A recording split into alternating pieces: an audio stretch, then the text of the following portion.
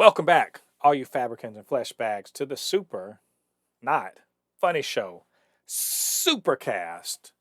The Supercast, where we talk about all things superhero in the pop culture space. That's going to be movies, TV, video games. We do speculation and just looking at all the box office numbers, all that fun stuff, all things superhero. I, of course, am Mo de Poupée, your resident fabricant and comment extraordinaire on all things pop culture, joined by the video game designer, anime expert, and lover of all things superhero. That's my good friend Ladi. Ladi, how you doing this evening? Doing great, man. It's Unfortunately, we don't have any of the Marvel shows to talk about, but we do have some news, so we can entertain them with that. right. Yeah, this is an interesting week. Like it's so weird. We've spent so much time, you know, over our lives of getting superhero things every now and then, and this year has been weird where we've been getting it all the time. And so we're in one of those strange little weeks where not much is going on. So we gotta just make up our own little fun, like all nerds do, when it comes to superheroes. So to that effect, we're gonna jump into a bunch of news for the week, but also we wanted to take a moment to reflect on Marvel's What If, at least the concept of What If, and think about how can we apply that to the DCEU, the DC's extended universe that has nine movies and uh, lots of stars in and out, Superman, Batman, all that stuff. Well, there are some pivotal points in there that, like Marvel's What If, could have changed the game completely. So we're gonna talk about that in our main topic. But first, we have, like I said, a ton of news items. For instance, we're going to talk about possible spin-off rumors for both Monica Rambeau and also Xialing and the Ten Rings. Kevin Feige, he continues to show he's a genius by stepping in and making sure that Black Widow had a very pivotal scene. They've cast Adam Warlock for Guardians of the Galaxy 3. Who is it? And what do we think about it? Hmm. More on that whole thing with Letitia Wright and the anti-vax stuff. Well, she tries to set the record straight. And there's a new Hawkeye trailer, and so a little bit of news regarding that. We're gonna give our review of that trailer. And something that I think that has been brewing a while, and I think it's about time that we really weigh in on this about people talking shit about Marvel and what's that all about. So we're gonna talk about all of that in the news. All right, Lottie, let's you ready? Let's dive into this. Let's get Yeah. straight to the news.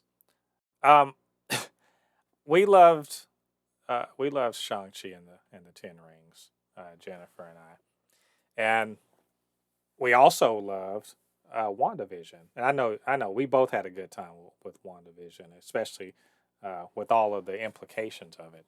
In fact, both of these things are pretty popular with fans of superhero things and fans of the MCU. So it comes as no surprise that there's talks of spin-offs for both of those things. In particular, a spin-off show for Monica Rambeau, who, as we know, got some superpowers in the show, and also for Xialing, who was Shang-Chi's sister and currently the head of the Ten Rings. Um, Lottie, does the Marvel train ever stop? You know, we just heard that Agatha Harkness is going to have her own spin-off show. It seems to me like everyone's good. It's like Oprah. You get a show, and you get a show, and you get a show. Um, but to that effect, you know, good idea, bad idea, or are they just like let's print money? Yeah. See, I'm gonna say this. I believe every single movie that has like a very popular character should have some form of TV show. Maybe not multiple seasons, but we should get a TV show because there's a lot of things that I feel like nowadays we need to when it comes to, because when it comes to books And comic book, we can expand the story as much as we possibly can. But the problem with movies, and also I'm gonna go into video games because it's starting to happen in video games. Um, you can't really expand the story besides the main, with the movies, the main movies, and with games, the trilogies. But I see now there's this, the new thing with Marvel with their TV shows and even video games with Spider-Man Miles Morales, where Miles Morales got his own game. It wasn't a full length game, but it was enough that we got to see who Miles is. And other video games starting to do the same thing. And I think movies should pick this up with the more movies should pick it up with TV shows, where we'll have a movie with a good cast of characters. Give that second, the second favorite character a movie. Like I would sit down, I will run home to see a Mubaku TV show. Make it happen. Make it happen. Actually, we Disney. probably are going to see because there is that spinoff show.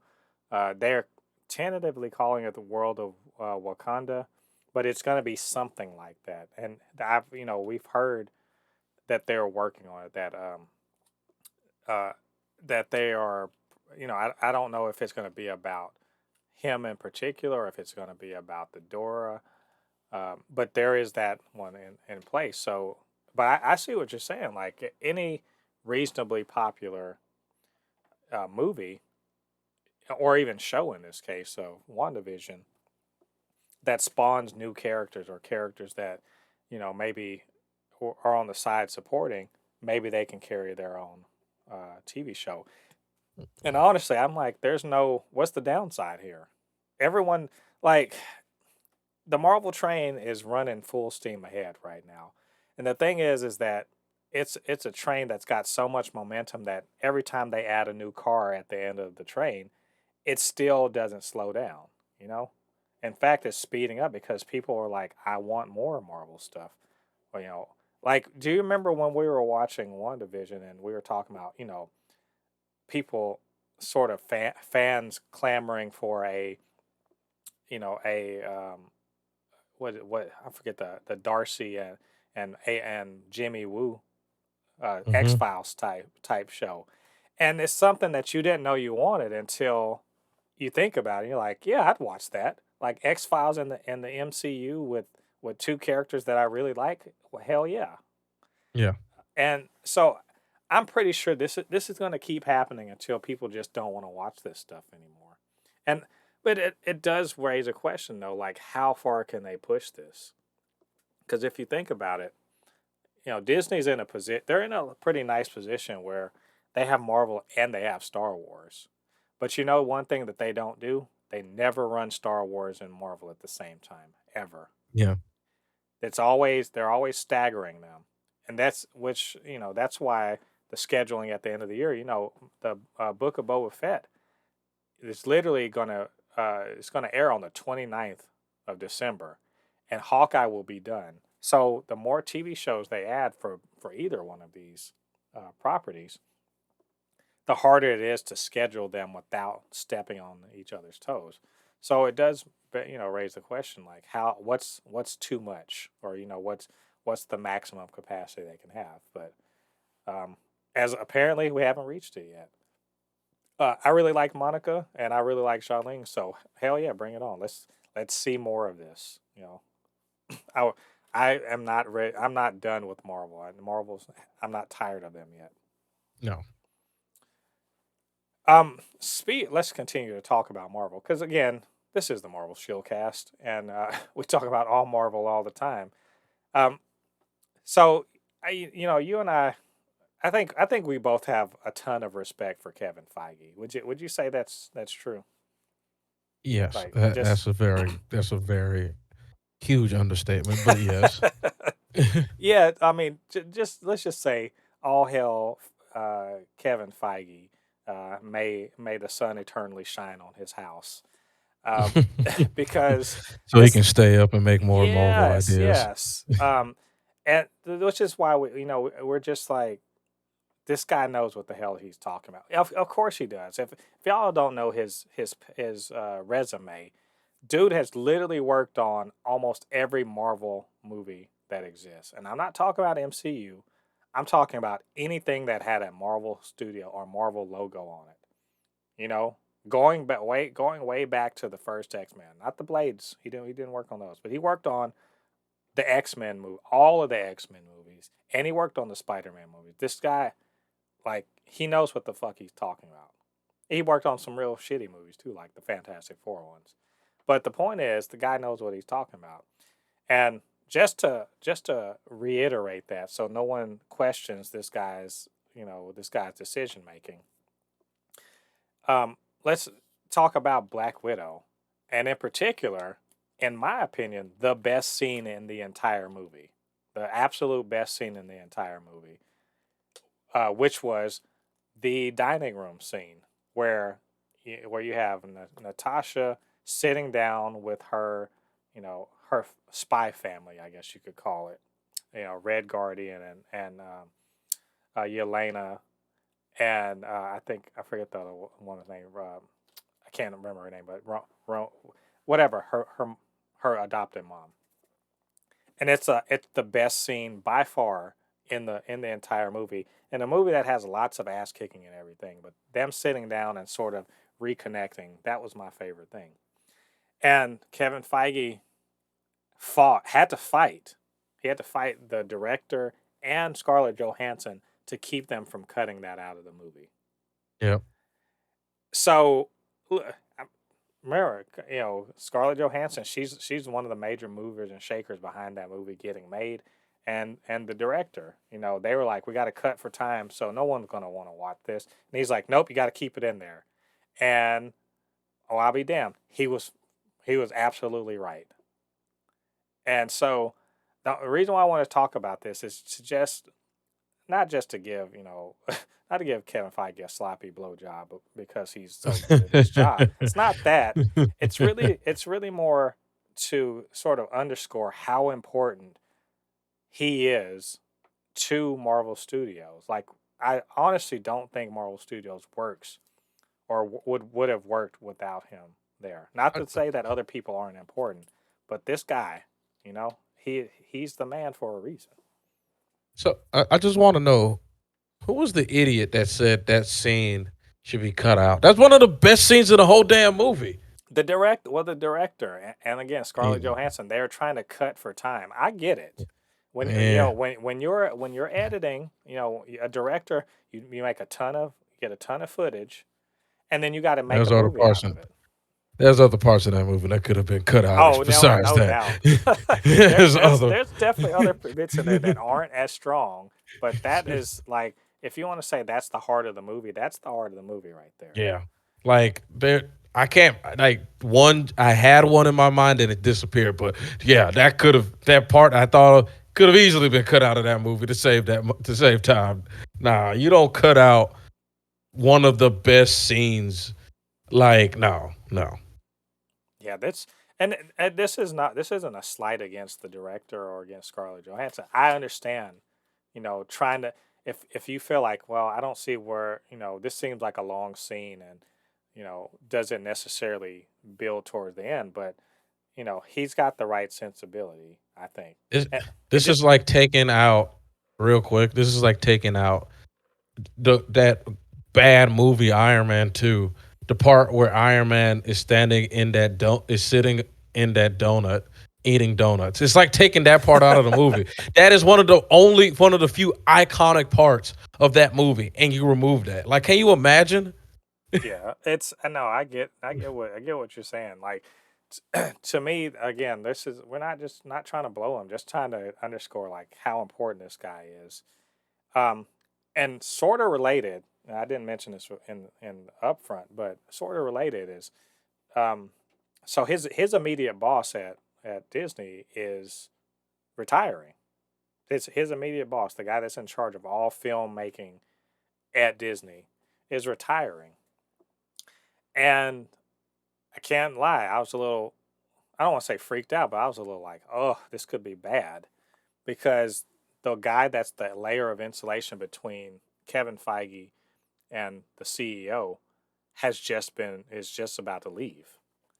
And I'm like, this actually scares the shit out of me, because because I don't want someone who's not going to respect Kevin Feige as his leadership and vision, who's just going to be like, do what I say. I'm not interested in that from the Marvel Studios. Um, I've read some things that said, well, maybe it's not that big a deal, but just like this sort of thing right there, that sort of action, and Kevin Feige's apparently a hands-on, studio head. He does like to have some kind of, say or input on stories and stuff like that, and it's all to the good. And I'm really I'm leery of whoever his next boss is going to be, maybe trying to, rein him in or something. And I'm like, why you'd think that no one would do that, and yet Yeah, you'd be people surprised. with power come in and change things for no reason, things that work for no good reason. Yeah, you'll So be surprised. I've seen it. yeah, I I think it's this is just kind of an insight into the sort of storyteller. Like, it's not like he doesn't write things or whatever. He doesn't direct things, but somehow he's got the insight to kind of direct um, the direction of storytelling at Marvel. And I really hope that whoever leads the film division in the future, they will keep that in mind. That this guy's got, $23 billion, or how is it many is it now, $23 billion under his belt now. So maybe he Hmm? knows something. Um, well, moving on from the Black Widow news, we're going to talk about Adam Warlock, the golden skinned, uh, the golden skinned leader of the Infinity Watch. Which, if you're not a comic book nerd, you won't even know who the hell the Infinity Watch is. But I bet you know what the Infinity Stones are. Yep. The Infinity Watch was a group of people who were entrusted with one of each of the Infinity Stones. They did a terrible job at doing it. Well, I'm just saying, in the comics, they all, each had one of the Infinity Gems and were, as a group, supposed to keep them safe. Um, And did a terrible job. yeah, I mean, stuff happened. Thanos got involved. But It Adam Warlock is, he's an old character from like the early days of the Fantastic Four, a supposedly a perfect being, um, and pretty powerful, on his own, but with an Infinity Stone, much more powerful. And it was clear from Guardian of the Galaxy 2 that this was the direction they were going. That's what those gold skinned people, that's what they were aiming for, to get Adam Warlock. So all Marvel fans rejoice. They have cast Adam Warlock for Guardians of the Galaxy 3, and the person who's going to be playing Adam Warlock is Will Poulter. So everyone rejoice because we know so much about Will Poulter, right, Lottie? That's his entire IMDb, right? Well, doesn't he usually do like those teen-based movies? I've He seen he him in used like to. He's older than that now. Apparently, though, the dude is apparently on point. Um, I've heard he's had turned in some like pretty good dramatic performances. Um, I used to think he's a pretty goofy looking kid. He was in Maze Runner, oh, which jeez, he's my age. yeah, I always thought he was a kind of a goofy looking kid. Oh, Uh, oh, Jesus Christ, he's that ooh, Apecaster. He's 6'4". I yeah, did no, not know that. he's gonna be. I think honestly, when I look at him, I'm like, oh yeah, he could be that. I hope they bulk his ass up though, because Adam Warlock's supposed to have like some He was actual in The muscle. Millers. Yeah, he's in the maze. Like I said, he was in the Maze Runner. Yeah. Um, he's he was in Midsummer. I remember the character he played in Midsummer, um, and how I was thinking like, man, doesn't bother me that you got killed. So I guess he did what he's supposed to do. But the point is, if you look up his IMDb, he's been a working actor since '07, and he's got a pretty good resume, and I've heard good things about him. So Yeah. I'm more happy that we're getting Adam Warlock than I am that this guy in particular is playing him, because I'm certain it's going to be wacky as shit. and because it's James Gunn, I mean, obviously it's going to be, out there weird.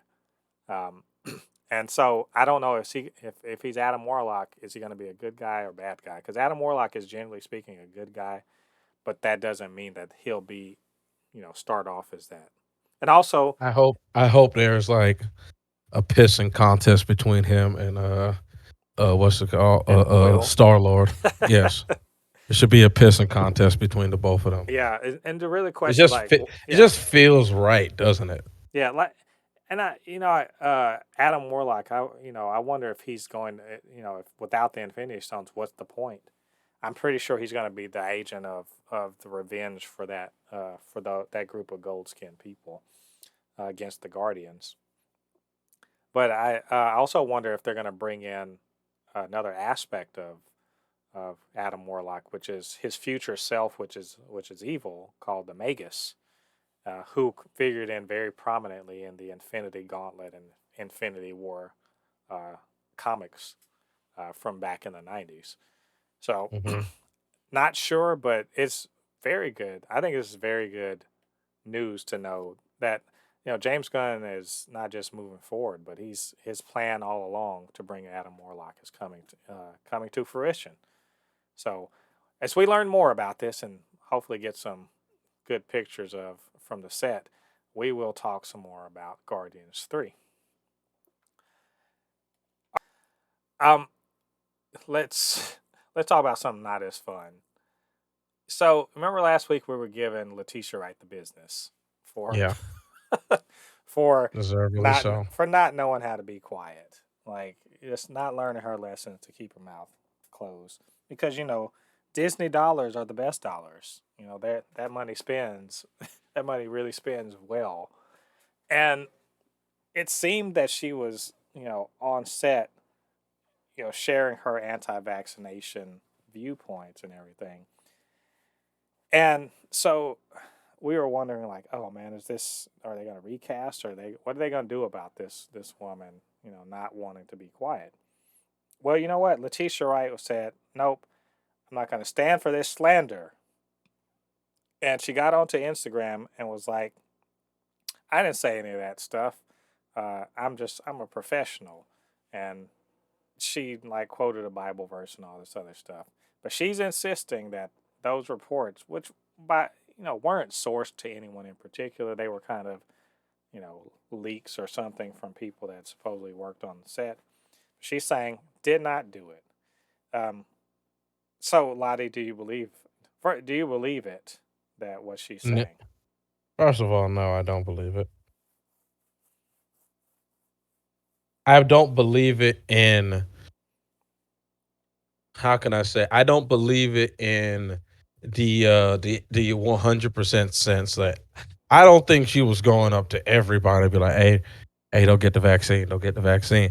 But I'm pretty sure she mentioned it to quite a few people, a good amount of people that it got a little annoying because she's already done it before on social media and she would not stop until like literally money got involved. So it's hard for me to believe that she did not do this. You see what I'm saying? Mm-hmm. It's sort of like asking. It's sort of like how there's certain people that are like that have a very strong viewpoint about something, and they've clearly shown that they already perfectly okay with going out to public to talk about their viewpoint, and then all of a sudden you're saying you'll never talk about it again. I have a hard time believing you. You know Right. what I mean? If you were if she was interviewed and she talked about it, I could believe her.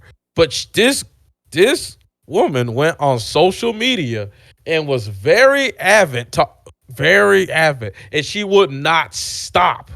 You know what I mean? Well, Until literally they were like, "Hey, you need to stop." yeah. And unlike Gina Carano, she actually was like, you know what? She looked at her check. She looked at her social media, and she was like, this check is so much nicer than social media, and she did the right thing. Um, so I don't think that she's going to get Gina Carano in this sense. Um, But to that particular point, I did also see that there was some, again, behind the scenes, leaks or whatever you want to call it from insiders talking about there actually has been conversations about, making contingency plans for dealing with her. Like if she keeps on, like, what to do about her not being a part of the Black Panther um, part of the MCU anymore. And I have to believe that these rumors have, kind of influenced, what she's saying here, where she's denying everything.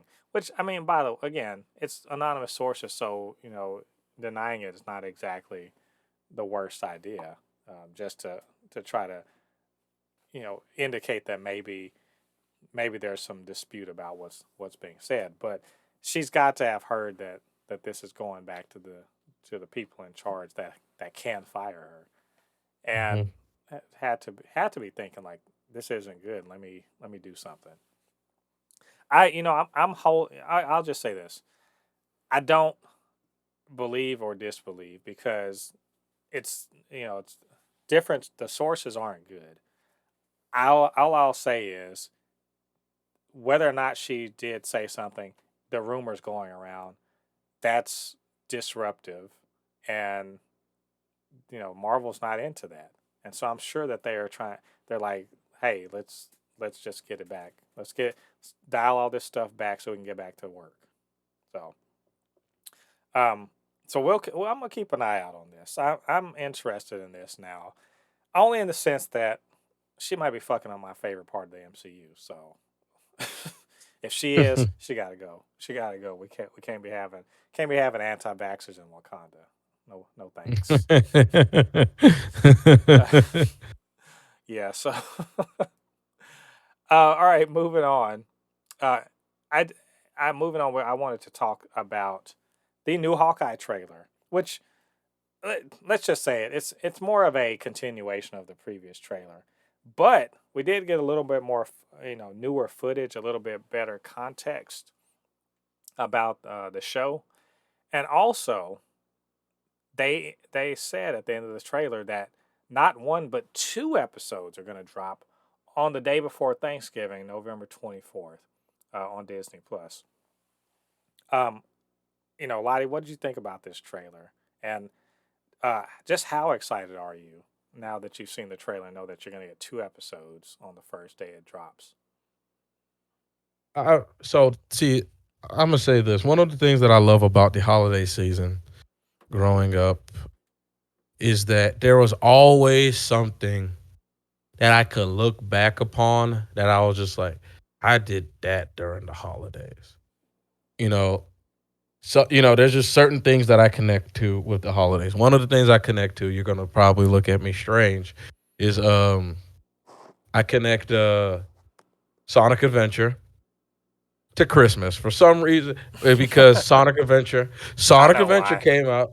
Yeah, Sonic Adventure came out around Christmas, and I played Sonic. I got a Sega Dreamcast for Christmas, and we played Sonic Adventure. You know what I mean? The next day, I connect Oreo cereal to Christmas. Every time I eat Oreo cereal, I feel like it's about to be Christmas or the holiday season. Same thing with Crash Bandicoot to Insanity, because there's certain, and this is one of those things. It's the first time I felt like in a while that we're actually getting something good for the Christmas season. Because I can't, like, when's the last time we actually had a good movie slash TV show or even video game that came out that kind of had you that feeling of, okay, the seasons are coming. You know what I mean? Elf.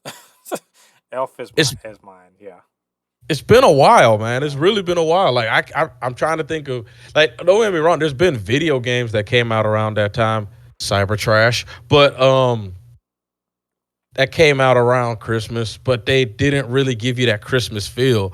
Same thing with like TV shows and stuff like that and movies, but they never give you. This is like one of the first time I'm like, okay, I get to see a movie that is based on Christmas, and I'm happy that they're changing up his character and they're using one of my favorite, women actresses out there. I love her, love her. Uh, seeing her work together with Hawkeye is going to be a blast. It's going to be good for the Christmas season. This will end before Advent ends. I just realized that. This will end before the Advent season ends. I just realized that. Yes, I think it. I want to say it's 6 episodes, so it's gonna be basically. It's going to It's end gonna end. probably like It's gonna. on It's Christmas. gonna end. I think it's gonna end right before No Way Home comes out. So I think it should be either the week of or the week before No Way Home comes out. It's So going to end to Wednesday. That is 3 days before Christmas. yeah, that's what I thought. Like right before No Way Home. No Way Home is dropping like right around Christmas, maybe a week before, but I think it's the day after Christmas, something like that. So Hmm. or before. So I thought, honestly I thought there's a bunch of the trailer we've already seen, but there's probably about 25 seconds of newish material in there. More talking. We got to see his wife. We got to see him, face up with some guys. And overall, I think that it gave me enough to know, like, okay, I know what to expect from this one. It's gonna be more fun, a more fun, less super, no, Hmm. no real superpowers. It's going to be more fun, fighting, quipping, and everything like that. Just it'll be like an Avengers thing, but like without the superpower. So and fewer people, obviously. So I'm down with it. It looks good, and I can't wait for the 24. I can't. God, we gotta wait all the way till the 24th of next month. I'm already I'm already getting the Marvel withdrawal. you know, I'm about to make do with the Eternals, to make it feel okay. So that's coming out on the 24th. We'll report back on that week. Just kind of an aside, actually, and this wasn't even anything I mentioned, but I do want to bring everyone's attention to something important that could have a big effect on you know what we're gonna get next year. From Marvel and from DC. This is a big overall issue that could be coming to a head in as few as 4 or 5 days, and that is this. If you don't follow movie news, you may not know this, but there is a strike that is impending. A strike amongst all of the crew, the union crew members that make movies. Um, it's called IATSE or whatever. That's the acronym. I'm not gonna say it out, whatever that means, because it's long and I don't remember all of it. The point is, everyone that works on physical production of movies, TV, and even in the theater, for plays, they're all in all by and large are in a union, and they've been not happy with the way things have been going as far as their working conditions, pay, benefits, time off, etc. They have not been happy about it because of all of the money that goes into making films. And there's crunch, and there's you know what crunch is when it comes to Hmm. video games. Well, they have crunch in the movie industry too.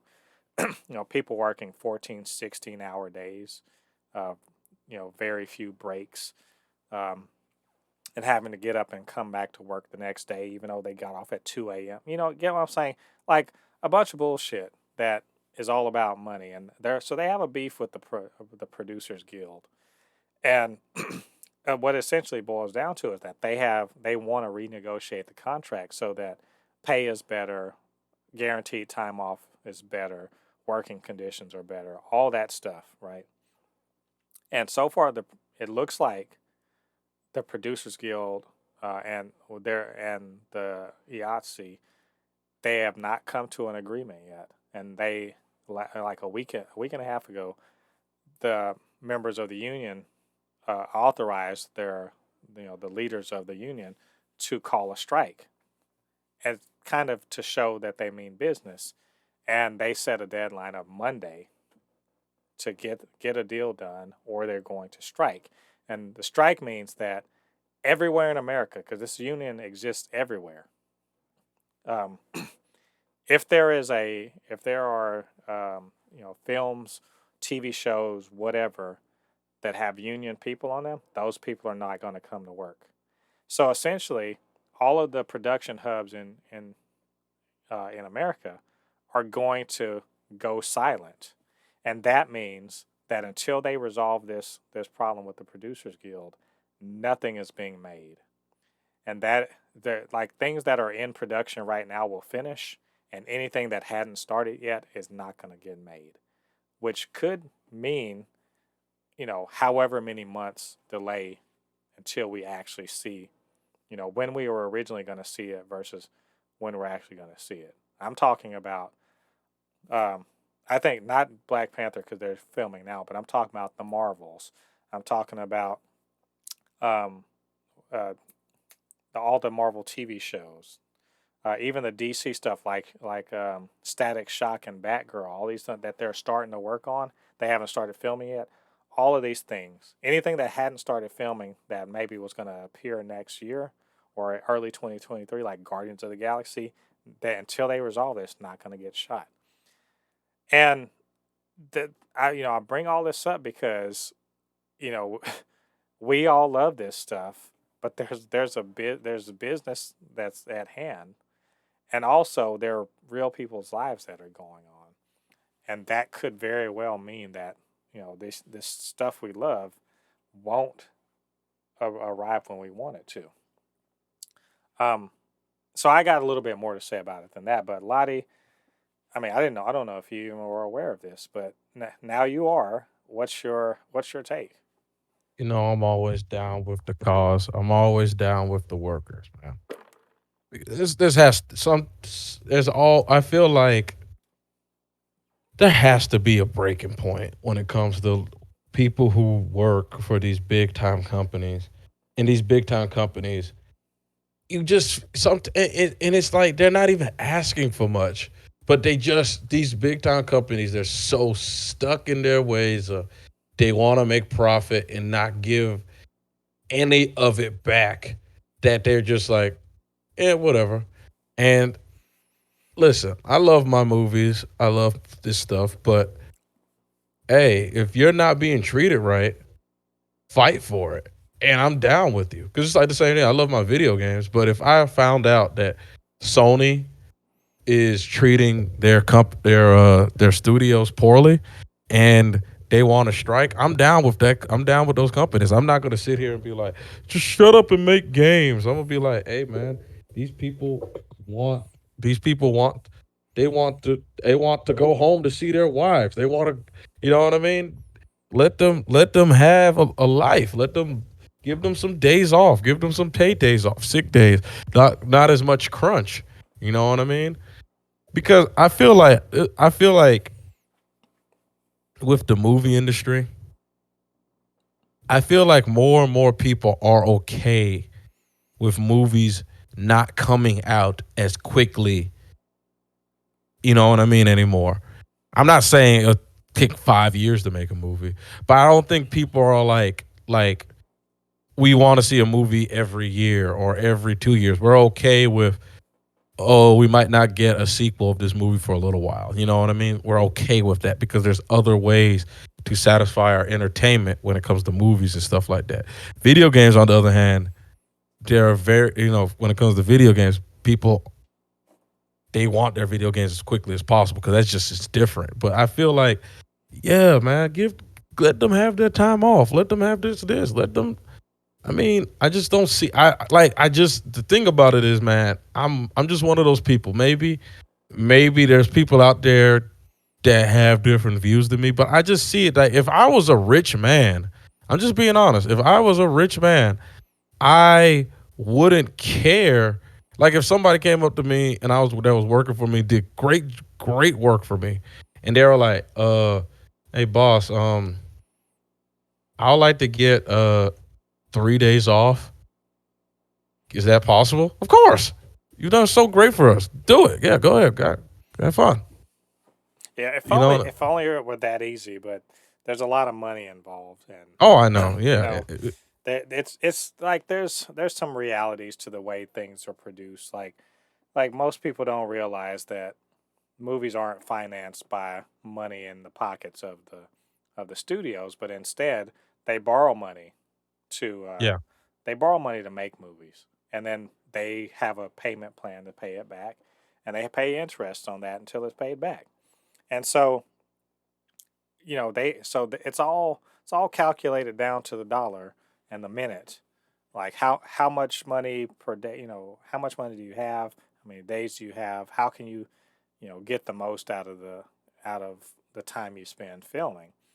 And so when it comes to crunch is really about going over budget on your time, and so trying to stay under budget or on budget with your money. And as always, there's no such thing as a free lunch, right?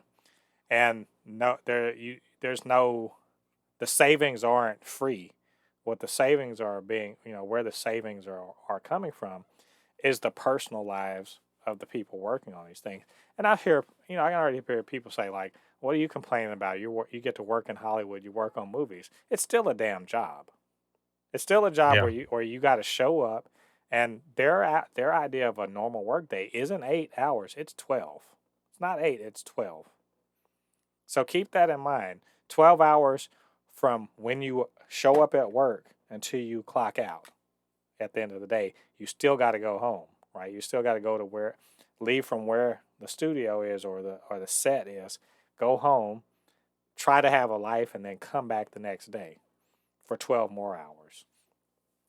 It's a real serious thing. I'm listening to people who actually work in the industry talk about this stuff, and I'm on their side. I'm on their side because the problem with it is always that the shareholders they think all they think is give me my my profits, and they don't care how you get to it. They just want to see their dividends at the end of the quarter. And the upper management are thinking about their bonuses, and their stock options and whatever. And the middle management are thinking about, how much grief they're going to get and their salaries or whatever. And at the end of the day, they try to shovel it all off on the people who are in the least amount of power. But that's the thing. They're in a union, so they don't have little power. They actually have a ton of power because you're talking about like there are going to be some productions that are still going to go on, but they're going to be on small ass movies that don't have much budget and are probably trash that you're not going to watch. You know that tr- that Bruce Willis is going to be making the movie. That sort of thing. But actual big, anything of a reasonable budget, 30 million, 40 million, on up to 100, 200 million, they're not going to be able to make anything. But here's the thing: if they've already taken their loans out, right? If they've already taken out the loans on these things, they still got to pay the loans back. So the union actually has a ton of power here because Hollywood's going to grind to a halt, and that's disastrous for an industry that's just now trying to get its feedback under it after the pandemic year and everything. And I'll tell you one thing: the fucking movie theaters don't want to see this shit either because their supply is going to dry up, and they've seen what it's like when the supply dries up, and it looked like last year, and last year was trash. So I'm hoping, I don't believe it, but I'm hoping that the Producers Guild will kind of relent and they'll figure it out. But it also, and one thing I'll note, remember when we saw this with Scarlett Johansson and the whole litigation with Disney, how they'll dig their heels in first and then get smacked around before they decide maybe we should just do the right thing when they could just do the damn right thing in the first place and avoid stupidity. Yeah. There's a lot of pride and ego and shit going on there too. So it sucks. I hate to bring bad news like that, but it is what it is, and we very well could be talking about this more into the future. So as we learn more, we'll come back and talk more about that and see if any progress can be made. We have one last bit of a bit of news, I guess you can say, and the news is Lottie, apparently there are some people that don't like Marvel. I don't know who these people are in real. Well, I do know some of them, but you know, the latest person, in the line of people like Martin Scorsese and Denis Villeneuve sort of like shit on Marvel some too. Um, but also John Oliver is sort of talking. He said essentially that you know Marvel is all style, no substance. That there's nothing really to the movies at all. And is it? I just feel like it just seems like it's the fashionable thing to do for people to just take a shit on Marvel, um, to Hmm. talk shit about the movies and some of the criticism about the sameness of some. I get it, but generally speaking, to see something that a lot of people like and to just be like, nah, it's trash, or nah, it's not. It's why does everybody care about this? This is not good and all that. It seems like the thing that's fashionable to do. Um, I don't know, Lottie. It's what can we do about these folks? Click bait slash um clickbait slash just trying to get likes and views. This is what they do. They see, a bunch of people like this, bash it. Oh, you like that? Bash. Oh, you like that? Bash. They do it because they know that a whole bunch of angry fans are gonna come onto their thing, dislike it or whatever. I remember I remember back when like YouTube Reels was getting popular, a bunch of people were going on to like Soldier Boy's videos because Soldier Boy will say like crazy stuff. This wasn't like what he said recently, but like back in like the early 2010s, like he'll be on doing rap music videos or doing little videos, and he'll say like crazy stuff or his rap will suck, and a bunch of people would dislike his video and sit down and clown him. And I remember I left a comment and said, guys, each view that you come here to laugh at this guy, you're putting money in his pocket. And they're like, it's the same way with this. They do this because they want to get views, clicks, comments, because they get paid. I'm telling you, they get paid for all of that. The comments, even if they're angry, hateful comments, they're getting paid for that. Dislikes, pay for that because it's getting traffic. So there will be that one guy that'll say, uh, "Oh, at Marvel, everybody loves Marvel." Well, to me, it sucks. Why does it suck? I don't know. It just sucks to me. Well, give me a reason. Just sucks. Okay. And that's just it's what it is, man. That's all it is. Yeah. Well, I mean, look, being contrary or whatever. Like, I can believe, to be honest, for some of these people, I can believe like they just don't really. They think it's just like a throwaway nothing movie. It doesn't connect with them. They don't care about the character. Like, I get that. It's entirely possible you can watch all 23, 24 Marvel movies and just be like, or is it 25? 20, 23 or 24 or something like that, 25 Marvel movies. And just be like, I don't care much for it. I don't think much of it. It's all samey. I get that. The thing is like, it just seems to me that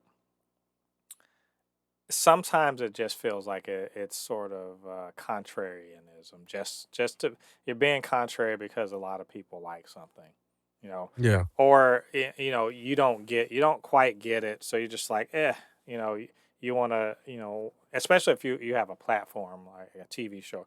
John Oliver, he wasn't even saying like sitting up there taking the time to shit on Marvel. He shit on them in passing. He was making a larger point and shit on them in passing. But it doesn't seem like it was a very profound statement. Like the thing about criticism is now Marvel, the MCU is not above criticism. I'm not saying that.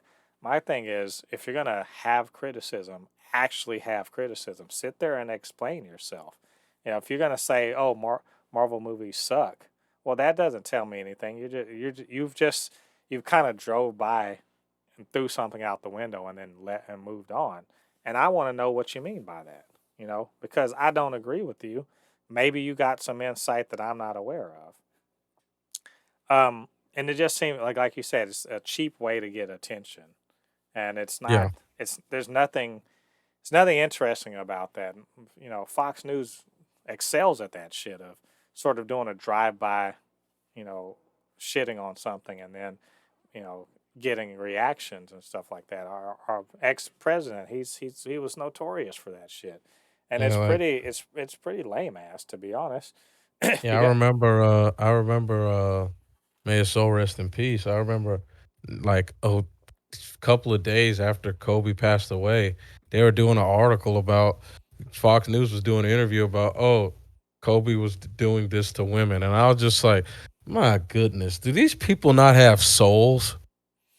well, I I suspect if you had a soul meter, you know, like in if you had a soul meter, kind of like they had in Bleach, where you can sort of detect where a soul was, um, they just pass right over that building, like, oh, Yep. nothing to see here. So Yep. the soul reapers will be like, apparently a hollow's been here already. Well, no, and they were like, but we're still in here recording the news. It's like, I don't. It's like, yep, no souls in here. Can't Nothing to Yep. see here. Anyway, Fox News sucks. What was I saying? Yeah, it's look, it's I used to get annoyed by it. I used to be like, how dare he? And then I realized I'm like, this ain't my fucking kid. I don't. I like these movies. They're not my identity. I like them. They work for me, and who gives a fuck if John Oliver likes them? Like I'm being dead ass serious. Who cares? Cause I like them, and that's all that fucking matters. Yep. It makes me happy to watch them. And if John Oliver thinks my taste in movies sucks, well, I mean, who gives a fuck? It's not like I'm sitting here playing like, John Oliver, what should I watch next on Netflix? I'm not asking Martin Scorsese to help pick out my playlist.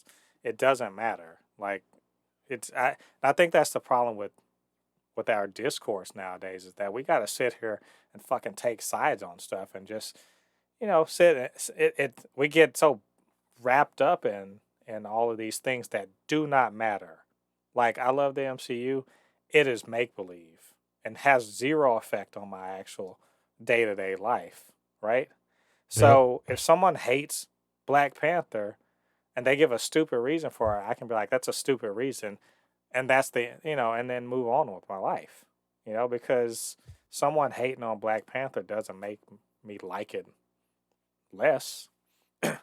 Now if they want to hate on it to the point that they're like, well, maybe we shouldn't make a Black Panther too, then I'm pulling out the Draco and we going in, you know, and then we metaphorically speaking, obviously, I'm gonna go ham on Twitter or whatever, but then I defend. But if it's just John Oliver just shooting a pot shot just because he can, whatever. Like, it's lame as fuck, but whatever. I reserve because I still like John. I think I still like John Oliver a lot. So I shall let it pass. But it It would shall pass. yeah, it would just be nice if some of these people would just, I guess if if you're the big dog in the room, you can take it. If the MCU is the big dog, like in movies right now, there's nothing more successful than Marvel. Absolutely nothing is more successful than Marvel, and because of that, people are gonna want to come for them, and they're big enough to take it. So, I guess carry on. It's kind of lame though. Just Yeah, saying. you're right about that. Yeah. Yeah, you're absolutely right about that. So, I guess carry on, haters. So, anyway, that's all of our news for the week. Um, I'm sure we missed something. We always miss something because we can't have all day to sit here and do the news. But if there's something you really thought was important that we should cover, you can always hit us up in the comments, or you can hit us up on Twitter at SuperNotFunnyS1, or by email supernotfunnyshow@gmail.com. And we'll appreciate that. All right, we have come to the main topic, and uh, this could be a really big topic or really short. It just really kind of depends. Lottie, I know you're a big fan of What If, Marvel's What If, right? Yep. I mean, I enjoy the hell out of it, but it's got a premise that I think any nerd, any comic book nerd, but any nerd in particular will really get onto, which is, man, what if they did something else? I know what the main story is, but what if they did something else right here? What would have happened?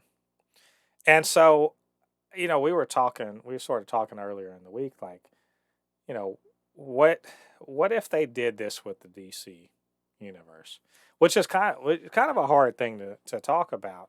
It's surprisingly hard because DC already sort of does that with their Elseworlds things. Gotham by Gaslight, and they had that Batman Ninja um, Yeah. animated thing. There's all sorts of things where there's all sorts of stories where alternate things happen. Yeah. Um, But that being said, I thought it might be fun for us to bend our minds towards what would a DC what if look like, and what sort of things would they maybe talk about, and to try to keep it as wide open as possible. Maybe what kind of stories have we seen in the comics that could play out in the DC universe, and what if style. So, not to spend a ton of time on this, but just sort of throw around some ideas that might lead to some fun and interesting speculation. So I guess we'll try to keep it confined to the actual, DCEU. So that, of course, is Man of Steel, Batman v Superman, Wonder Woman, the two Justice Leagues, the Snyder Cut and regular Justice League, Suicide Squad, Aquaman, Shazam, Wonder Woman 84, and the Suicide Squad. So, Lottie, I'll be happy to start this off with Wonder Woman. Um, I really like the first Wonder Woman. It seemed like sometimes it seemed like a bit of a movie on rails where you just like you're on a constant train that's leading you towards that final conflict with Ares. But I did think there were a couple places where things could have uh, gone differently, and really change. When I don't mean differently as in, oh, Steve Trevor decided to drink tea instead of coffee that day, but like something that really changes the way the movie plays out. So Diana's like, she's like the princess of Themyscira. She's everyone loves her and all that other stuff. I and you remember you remember the first battle scene where you were like, shit, the Amazons are about to go ham. Oh wait, these dudes have guns. And Yeah. and you remember a lot of people got shot up on that damn beach. Yep. Because even though the Amazons are, probably the best hand to hand fighters, on average than anybody else on Earth, and they got great weapons, they also apparently still live in the Iron Age. And as a Fucking result, idiots. shooting arrows is their biggest thing. And World War I guys have guns that shoot, and reload and shoot some more. So, you know, I thought about that. I was like, man, well, what if Diana went out into the world and just wasn't just, as good as she is, wasn't able to avoid wasn't able to avoid enough bullets or something like that. What if she entered World War I with the intention of stopping Ares, but died in action? What would have happened to the world then? Um, I don't know. It's in my mind, and I don't know if this is true or not, but in my mind, the death of Diana would be it wouldn't be the end of the movie, because to me, yes, it sounds good. Like, well, Wonder Woman can't go on without Wonder Woman, but to me, the death of Diana means that the Amazons have a beef with the outside world, Yep. and And a beef with the outside world with the Amazons is bad. Because I don't believe that they saw the guns and they were like, if they heard that she died, that they would just be like, oh, we'll just go out and fight with bows and arrows. I feel certain that they would actually learn how to use guns, and then get out there and start destroying, both sides, shooting down everybody because war. Because remember, they were warriors, but they really wanted to have peace in the world, and they're an island full of, women warriors who see armies of men, destroying the world in their eyes, and I just don't see them sitting idly by after Diana is dead. After she's dead at the hands of the Axis powers, or not, without the Axis power. What were they called? Whatever they were, the German side. Yeah. That I think to me, and it would be interesting in one of those ways that what if always is, where, oh man, the Earth gets the Earth gets fucked up because this person died at the wrong time, and kind of like with Loki coming in to take over the Earth, that they'd be like, you men don't know what the fuck you're doing. We're taking over the world. And also, they live on an island that no one can find. So they have like the perfect base of operations. So, Yeah. uh, See, man, if the Amazonians got guns and game good with guns, they'll basically become like Doom Guy and just fucking massacre everybody. Because let's just be honest, Wonder Woman is a title, not a person. So Wonder Woman, in this what if, Wonder Woman will be somebody else and will have guns. So Wonder Woman will basically be um the Punisher, but a lady with Amazonian armor on. yeah, and not only that, but all of the other Amazons, like I said, they leave the island. So you Yep. got you got you got all these ladies, you know, a few of them, and they're not bulletproof, but like a few of them with their training that learn how to use guns. I mean, or even fly a plane or anything like that. Get out of here. You know, Yeah. there's also a scenario in which they all get killed because they insist on using those stupid ass sword bows and arrows and swords. But still, it would be pretty bad for the Earth. See, the thing about it is the TV show at least the Superman. I mean, not the Superman. The Justice League TV show at least showed them some justice that they were superhuman. But in this like thing, they're just peak human shape, Right. but without guns. Right. And you're just like, come on, guys, wake up. Yeah. So I mean, I think that would be probably a really good one, a really good what if episode. Lottie, you got one? Um, I got one that I think will be very interesting. What if Zod caught Kal-El before he actually left? And I feel like the story will change because Zod would actually get banished to the other realm. But if he caught, okay, if let me think about this. If he caught Kal-El before he left,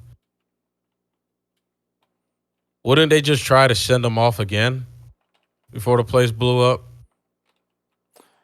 Um. Hmm. Well, yeah. That's Because that. he ends up getting caught by the police, by basically the police. Hmm. I think. So that really won't change the story. It'll just Superman will just leave Earth. I mean, leave Krypton later. Yeah. Well, I think there has been a what if sort of like Elseworld scenario, like, and so I can sort of like take your idea and sort of amend it a little bit. What if Zod uh had taken Zor-El seriously? Like that's Yeah. the problem with the reason why Superman is because no one took Zor-El seriously when he said we're in trouble. This shit's gonna blow up, and he sends Kara Zor-El gets sent off, right? Mm-hmm. and then Kal-El gets sent off, um, and then of course Zod and his two henchmen are in the Phantom Zone, so they avoid getting destroyed by Krypton being blown up. But like, what if if Zor-El had been taken seriously at least by Zod? And I can tell you, I already can tell you, Zod's a survivor, and he would believe that it was his destiny to rebuild and return Krypton to glory. So I could see a scenario in which he he either gets sent off in one of the capsules also, or he knows Kal-El's there and tries to get out of the Phantom Zone such that he instead of instead of being raised by the Kents, Jonathan Kent, Martha Kent, Zod raises Kal-El and possibly even Kara, and then they become like Saiyans basically. They would basically become like the Viltrumites, because Zod is a conqueror. In his way, he sees a planet to restore Krypton. What if Superman flew up instead of breaking Zod's neck? Oh man, he said flew up. Yeah. Uh, Remember the part where Zod was like, "I'm going to kill them," and he was just shooting his laser at those people. He's like, "No, stop!" And he's like, "Dude." And at that moment, Superman could have just been like, "Okay, I'm gonna just fly up," but he broke his neck and killed him. And I was just like, "Could have just flew up, Superman." yeah, but I mean, he was. I think that's the thing is, any what if where Clark is merciful to Zod is the Earth's destruction, because this guy is like relentless. Remember, he's a relentless dude, and he has no problem with sterilizing the Earth in order to make way for for What if Kryptonians. Zod was like Vegeta? In a sense, isn't he really? Like I said, he very much Yeah, represents he's a the straight rip yeah off of Vegeta. No, he doesn't represent. He's a straight. I mean, Vegeta is a straight rip off of Zod. He's not no ripper. He is a straight. What's his name? Ripped Vegeta from Zod. It's not right. even. It's not even a debate. Zod existed decades before fucking Vegeta did. So it's a straight rip off. But what if Zod changed his ways? That would be kind of. Can you imagine how would you fuck with Earth with two powerful Well, it Kryptonians? wouldn't be a sweet two. Like, are you talking about in the final battle or before they have the battle? Because if No, it could be three Kryptonians, no, I meant like they changed their ways and they became oh, like good and helped Cloud. I mean, would you even need? I mean, seriously, like real talk. Would there even be a Justice League movie? Because the Kryptonians would just beat that dude. Like, would there even be a Batman versus Superman? Well, I got to remember Doomsday somehow was created from Zod's undying corpse. yeah, this Weird. yeah. So if Zod changes his ways, there's no Doomsday. There's none of that. In fact, and in Does fact, Batman hate the Kryptonians even more? I think he would, and I think the whole world would hate Kryptonians. I think that it would drive Superman off the Earth. Because if you think about it, if they did change their, if Zod after all that destruction did change his mind, I was like, you know what, we can coexist. Who the fuck would who would trust him for one? But Kal-El wouldn't trust him. I would think like if he really truly amended his ways though, I mean I think the upside of it would be that Clark would learn to more about his heritage, probably unlock more stuff from from that ship. The Hmm. Fortress of Solitude would be a lot cooler, uh, in my eyes. I don't know that it would necessarily mean the Justice League shouldn't exist though. So it's I don't know, something to think out. Zod seems to be like a big kind of turning point in Superman's life, as far as I could tell. Superman wouldn't leave his. But see, I, this is making me think about the stupid ass Batman Justice Batman versus Superman movie. I have to get this off the chest. Why the fuck did Superman leave his ship right there? He's like, do y'all have long term parking here? No. I mean, and then for Lex Luthor to hack into the ship so conveniently, Well, like they no, the it doesn't the make sense. Kryptonians, Kryptonians, they didn't, their computer software is not, they needed Norton antivirus on there. So, But still though, remember the ship almost killed Superman when he first showed up. Remember? yeah, Remember Brainiac almost straight up like remember that was the first time Superman's ever bled. Like the Brainiac almost killed Superman when he walked into the ship, and it's his fucking ship. So how the hell did Lex Luthor just walk up and is like, "Oh, hey, rewrite the ship's DNA to mine"? What? That easy? I was like, this. And then I said, so the U.S. government never tried to do this. That movie was so fucking terrible. God, that movie's so terrible that you need to do a what if. What if that movie never existed? I'm gonna say I like Batman v Superman: Dawn of Justice Ultimate Edition. I think it's I actually like the movie. I do think there's some ridiculous things in it, but I mean it's a Zack Snyder movie, so. I had a funny one. That we can't Okay. remember with What If you got funny also. Um, Batman v Superman also. What if Clark never said Martha? Martha, He'll be how do you know that? dead. How do you know that name? He'll be dead, and the world will have blown up because Doomsday would have fucked everything up. Yeah, because it's so ridiculous. Like you think about, and what if like things turn on like one different decision? Like what if he had said Lois instead or whatever? You know, that's Oh, hey, the chick that I want to bang.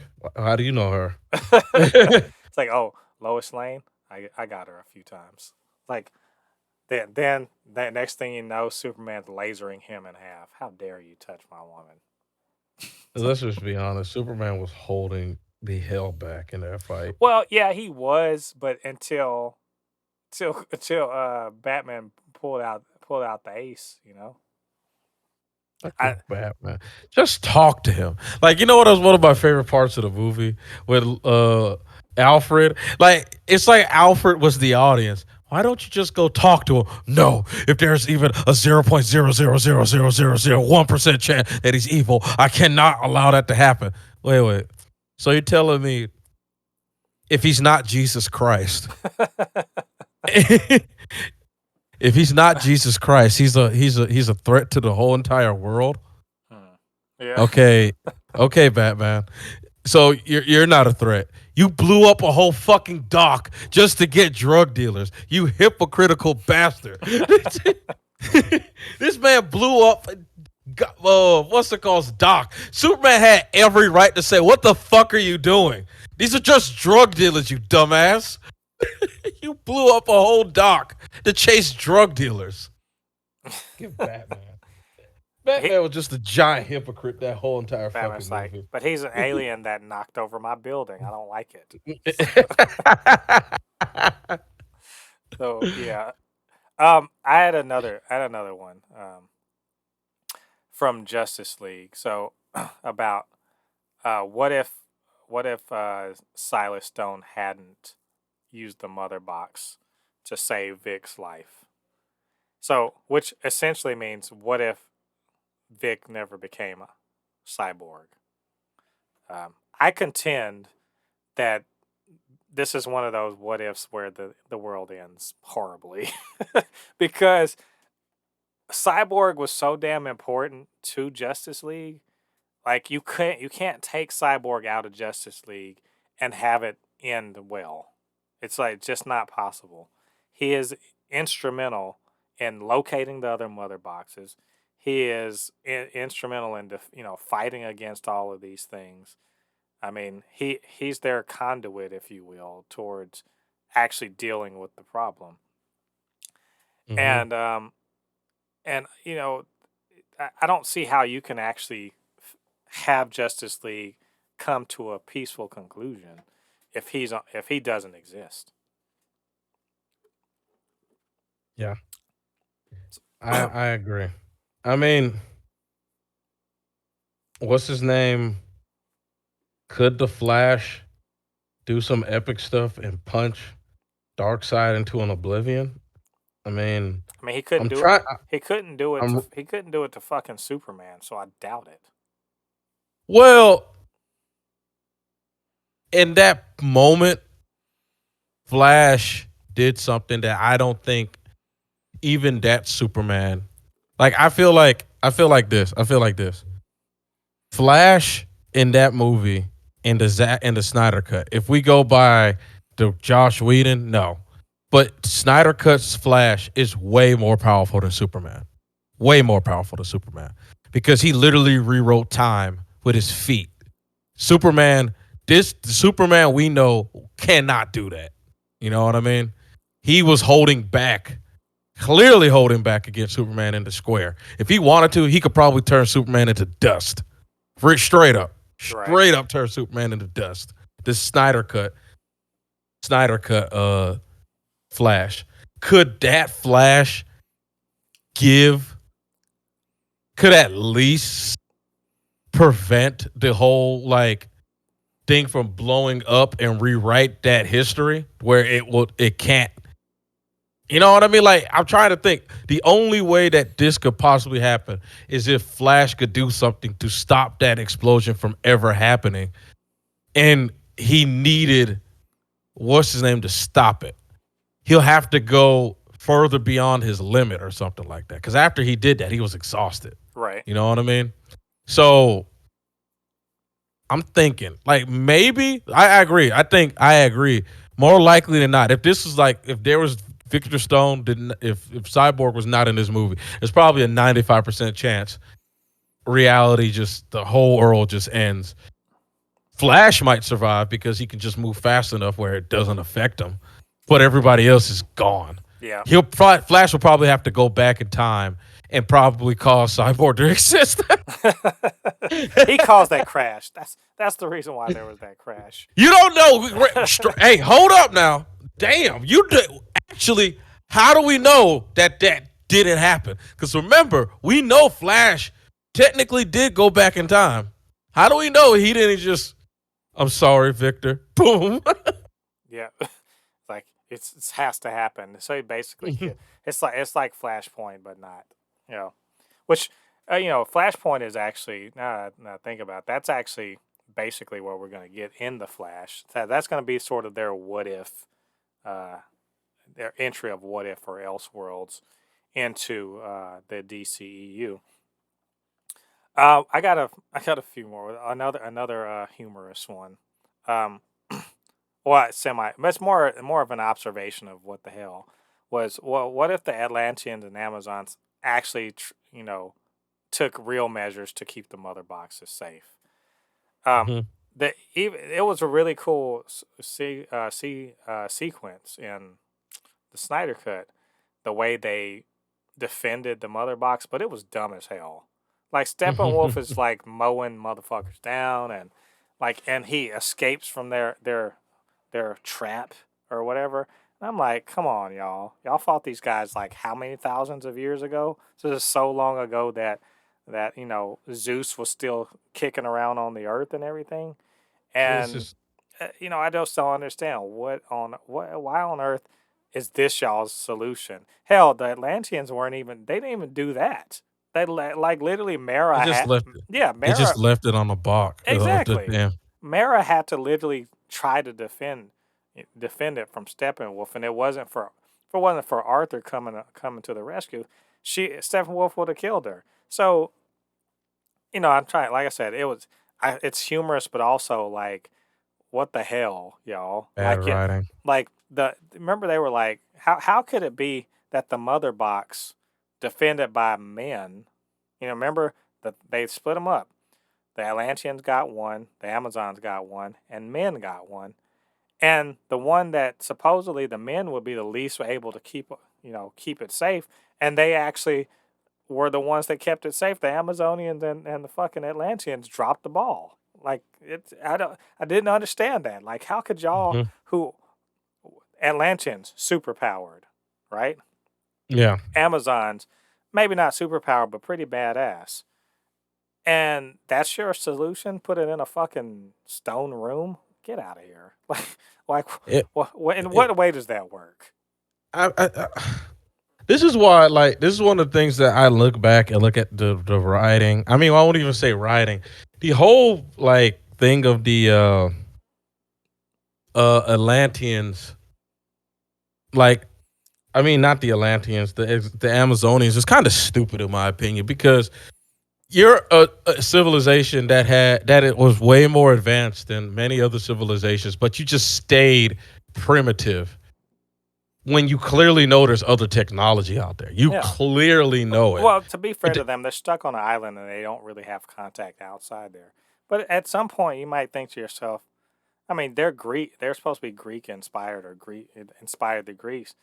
I'm like, y'all couldn't have learned some, I don't know, math or whatever from there. You I, know, y'all. My other question, like, don't y'all ever get tired of just being hot all the fucking time? Don't you want air conditioning? Like, but the thing, it just see the thing about it is why I kind of think that is sort of because there were Amazonians. Remember, Batman found in Batman versus Superman, Amazonians have been a part of the world way before Diana got involved oh during World yeah, War II. oh yeah, So yeah. there's That's no all. excuse. There's also that one. Remember that other legendary warrior who's played by Linda Carter in that post credit scene of Wonder Woman '84. So Yeah. yeah, I So mean, it's like they know technology exists. They just like, yeah, we'll stick with our bows and sticks. we're gonna ride on horses forever because that's faster than driving a fucking car. And then the Atlanteans were like, we have technology, but we're just going to leave it on a little thing and just hope and pray no one goes after Yeah, it. This thing that that's could bring the end of the universe. I mean, the end of the world. Let's just leave it right there. I think that's the messed up thing about it is that like Atlantis when you watch it in Aquaman, it's like holy shit, it's underwater Wakanda. But apparently not in that part of underwater Wakanda. They like let me just let's to put it in perspective. If we replace Wakanda with Atlantis, and ain't no way Darkseid or Steppenwolf get that fucking box. They'll never get that box. If Wakanda was in charge of holding on to a mother box, Darkseid would be like, "All right, well, we're not getting that one. So let's just let's move on. That one's clearly not coming with us." But no, though I mean, yeah, literally, he just walked in and was like, "I'll just take this off your hands. Y'all not doing anything with it." Uh, why couldn't they? Why couldn't they keep the mother boxes safe? It should have been easy. Yeah. Um. It, Oh, go ahead. it's just the fact that Steppenwolf by himself was able to get the mother boxes from these people when Darkseid got his ass whooped by these same people. Like it just really kind of just threw me off in the movie. And like I just like I guys, I understand that you want to get a movie narrative going, but please stop using stupid ass writing and bad writing to get a story to go on. You could come on, guys. You could have given it just felt real dumb. You know what I mean? Yeah, yeah. It was not the best ideas there. Um, I got one more. I don't know if you had another one, but I had one more um, that I wanted to share, and it's from the Suicide Squad, the most recent movie. There's a pivotal moment in that movie that sort of leads to the leads directly to the end of the movie, but it really is like a moment of it could have gone another way. Um, and that was when Polka-Dot Man got surprised and shot off his polka dots in the direction of the bad guys, but also in the direction of some high explosives. And he prematurely sets off the explosives that were going to take out this tower uh, where the bad guys are located. and that leads almost directly to it. Saves Rick Flag's life for a little bit, but it leads almost directly to Starro getting free, and then them having to fight Starro and fight, kill bystanders and all that other stuff in order to take Starro out. That's the so to me that's if what if his aim were better if he had what if he had shot in a different direction, or what if he had remembered that there was explosives and didn't shoot at them, and because to me no explosion then Starro doesn't get free, and I almost certain that I know that the way it ends up is Peacemaker kills Rick Flag and Ratcatcher too, and then ends up having to explain where the hell they are, um, and possibly getting murdered uh, uh, by by Bloodsport and Harley. But there would be no star. Like basically, the end of that movie wouldn't work out the same way because there'd be no Starro set loose. See, that would make me hate Rick Flag. Peacemaker. Uh, I mean Peacemaker. It'll make me hate Peacemaker even more. I hate that he killed Rick. Was not expecting that, and I just hated the scene how it showed the knife going into his heart, just to show yeah, there's no chance he's dead. And I'm like, fuck you, assholes. Yeah, that's like because you realize like later on that that explosion, that premature explosion, really it did set him free, but also it gave Ratcatcher 2 a chance to get away. With all the rubble and everything, and Rick Flag was able to give her a chance to get away, and I don't think that would have been possible if Starro hadn't been there to occupy, to sort of occupy the minds of not maybe not occupy the minds, but like to cause trouble and also to get Rick Flag a chance to actually fight with Peacemaker and no Ratcatcher. And I honestly, I'm gonna tell you this for real. I do think that no Ratcatcher at the end, Ratcatcher dead at the end of the movie. Bloodsport kills everybody who tries to fuck with him. Basically, Peacemaker, and Yeah.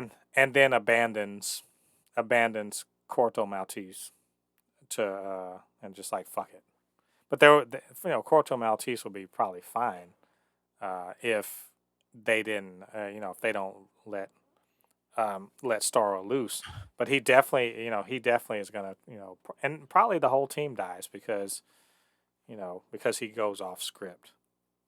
Well, he can't go off script because what's the name will blow him and fuck Well, up. I don't think he would care. That's the thing is, I don't know if he'd care. If Ratcatcher 2 dies, I'm certain that Bloodsport would kill Peacemaker like straight up. Like that would he shoots him in there, but in this case he'd hunt him down. And also because the where they were, there was all that radio interference, so he probably they were fine. There was no way they were actually going to get blown up because of the radio interference. But I think basically what I'm saying is if everything went to plan, it would not have been an interesting, fun ending. There wouldn't have been none of that, running on a tilting tower, none of that, swimming around and with those crazy ass cannibal, um, weirdo fish, and there wouldn't have been that Starro wrecking shop through Corto Maltese because everything would have happened when it was supposed to happen, and they would have just gone back to prison. So Yep. not as fun, not as fun an ending. But Yep. definitely there's. I mean, I think there's more room in many of these other movies, um, where they could have played around with some. But surprisingly, a lot of this is very linear things. What if Rick Flag didn't fall in love with the Enchantress, the Doctor who's the Yeah. Enchantress. Like there's a bunch of things like where I guess it would have, but basically it would have made a less interesting uh, outcome or less chaotic or whatever. And I don't know what that says about DCEU that if you do a what if scenario, on various decision points, it doesn't turn into anything interesting.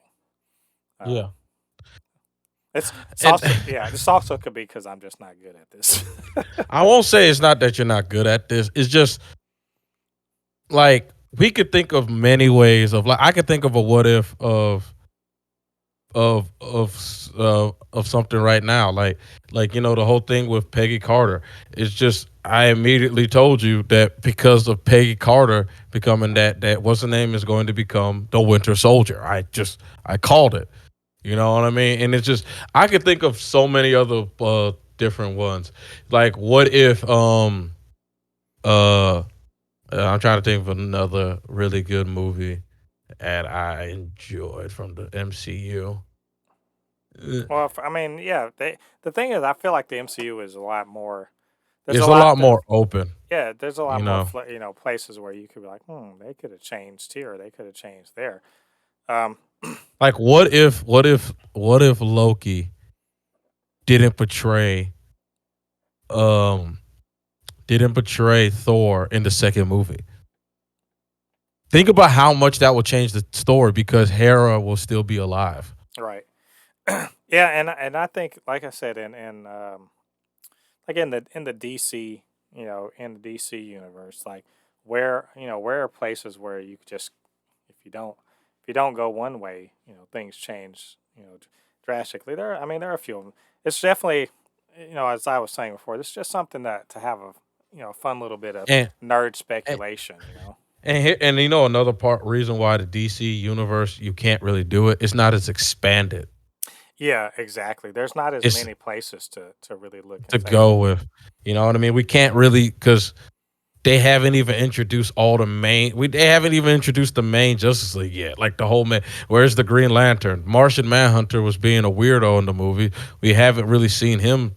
You know what I mean? Where's Hawkgirl? There's a lot of they haven't even completed the Justice League. They made that Justice League movie with just like a few characters. That was it. They didn't even really have the full Justice League. So right, it's like the DC is still like premature. Like DC, if we had to go with what DC really is, DC still technically is in phase one. They're not even in phase two yet. So while Marvel is in phase four or five now. they're in phase 4 right now. Okay, they're in phase four, so they have all these movies where we can make like you got to think about it. Like really, if you think about this, man, like Avengers came out in 2012. And before that, Avengers, there was already how many Avengers? I mean, Marvel movies like Yeah, something making like that. Batman, the dark, what's it called? The final Dark Knight movie. Yeah, So what other DC movie was before that? A bad Superman movie and decent Batman movies. There was nothing else. The DC universe is still very, very. It's still in its infant stage, so there's nothing we can say really. You know what I mean? yeah, not yet, but it's fun to talk about those. It's fun to speculate. So, uh, as I say, it's a good little bit of nerd conversation. Mm-hmm. So, but anyway, you know what? I'm sure there's other places where the what if could have be applied to DC. Or maybe you just have something to say about our speculation, our commentary. Be our guest and get down to the comments. Let us know what you're thinking. Of course, you can hit us up, supernotfunnyshow at gmail.com or at supernotfunnys1 on Twitter. And we can chop it up, do that thing that nerds always do when it comes to comic books. And hey, while you're in the clicking mood, why don't you do us a favor, get down there and hit that subscribe button. Join the Super Not Funny Show family. And of course, you can always hit the notification bell to let you know when we drop new content. And we do that every week. We like doing this podcast. And of course, I could not do this supercast on my own. Have the insight of my good friend Ladi to help me out. And so, Lottie, why don't you tell them where they can reach you on your social media? Yeah, you can definitely find me on my Instagram, which is Anukinihun. It is ANUKINIHUN. It is again. And I'm about to drop something soon, hopefully before Halloween, onto Instagram. So stay tuned to that. And also, you can go watch my videos on YouTube. I'm gonna start streaming again soon. As soon as I beat Metroid Dread, play some more horror games, guys, because it is the spooky season. So catch my stream and catch some nightmares with me. Absolutely, y'all go over there, check out the channel and his social media, like, subscribe, all that fun stuff. Show some love. All right, so this has been episode, if I believe it's episode 20 or 23 of the Supercast. If you can believe it, we are on episode 23. And so come back next week for the 24th episode of the Supercast. We're going to be talking about, we were supposed to talk about it this week, but we're definitely going to be talking about HBO Max's Harley Quinn, first 2 seasons. We're going to take a good look at it, review it, talk about it, break it down. It'll be lots of fun. You guys come back and join us for that. Until then, I have been Mo de Poupée, your resident fabricant and commenter extraordinaire on all things pop culture, joined by the video game designer, anime expert, and lover of all things superhero. That's my friend Ladi. And we'll see you guys on the other side of the thread. Peace. Peace.